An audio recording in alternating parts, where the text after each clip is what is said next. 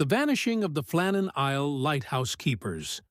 The Flannan Isles, a small, isolated group of rocky outcrops off the western coast of Scotland, had long been a place of mystery and myth. The jagged cliffs, surrounded by the violent Atlantic Ocean, were home to a lighthouse that stood as a lifeline for passing ships. But on December 15th, 1900, something happened on those craggy shores that would forever haunt the history of maritime lore: the sudden and inexplicable disappearance of 3 men.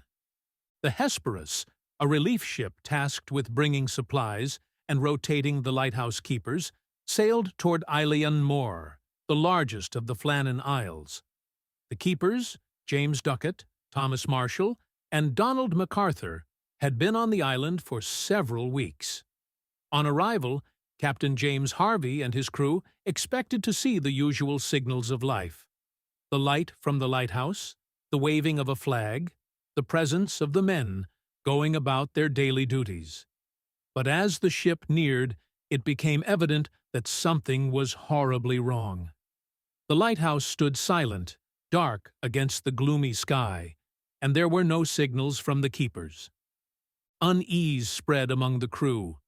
The Hesperus fired a flare to signal the keepers, but still no response.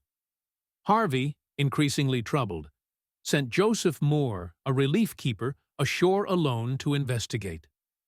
As Moore made his way up the slippery path, the heavy wind seemed to carry an unnatural stillness with it.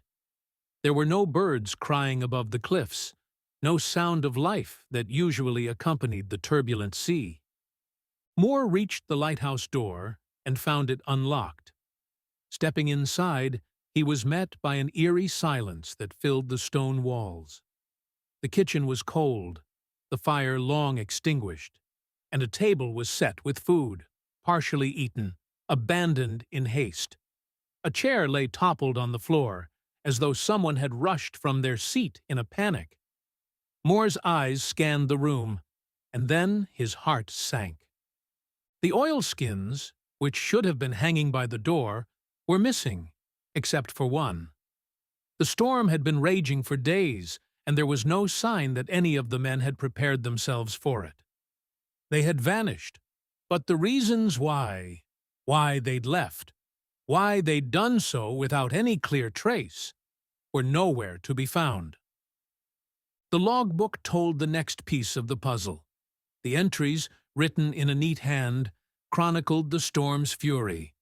On December 12th, Marshall wrote, "The wind is like nothing I have ever felt before, the worst I've ever seen. Ducat seems quiet. MacArthur is weeping." A man like MacArthur, known for his toughness and his battle-hardened demeanor, breaking down in tears was unsettling. But the real shock came in the subsequent entry, which simply read, "The storm continues. The worst of my life.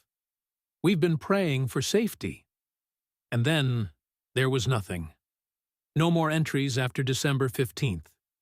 The pages lay open, as though the keepers had been in the middle of their duties, and then simply vanished. So many theories sprang forth from that point, and yet none could explain it definitively. The most plausible idea at first was that the storm had claimed them. A rogue wave, massive and unpredictable, could have struck when they ventured out to secure supplies. The damaged railing at the west landing, where supplies were typically hauled ashore, seemed to lend credence to this theory. Perhaps the men had been caught by the violent sea, dragged under the waves. The storm had been relentless, and the coast of Eilean Mor was perilous. But something about that explanation never quite sat right. There was the matter of the oilskins. One was left behind. But why? If they'd all gone out into the storm, surely at least one of them would have taken proper precautions. Why had one of them gone outside without their gear, leaving the others behind? And what of the meal, left half-eaten? It didn't add up. Another theory began to circulate among the locals. What if the keepers had not met their end in the storm, but had turned on each other. The isolation of the island was profound. The wind would scream through the night. The silence would stretch on for days, and the men would have had little to distract them from the oppressive weight of the elements. Had madness set in? Perhaps one of the men, driven by paranoia or fear, had turned violent. The logbook had hinted at tension, MacArthur's breakdown, Ducat's sudden silence. The three men had been alone for too long, the loneliness and fear compounded by the storm's fury. Had a fight erupted among them, perhaps leading to a tragedy?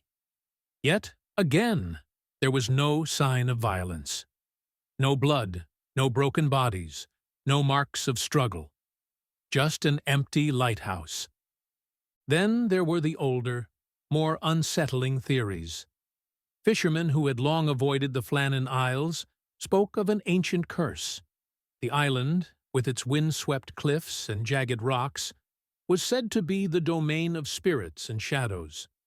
The ancient Celts believed in the existence of otherworldly beings who inhabited these remote places, creatures that thrived in isolation and darkness.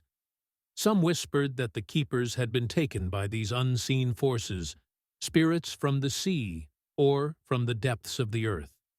The strange occurrences in the logbook, MacArthur weeping, Ducat's strange quietness, suggested that the men might have encountered something beyond human comprehension.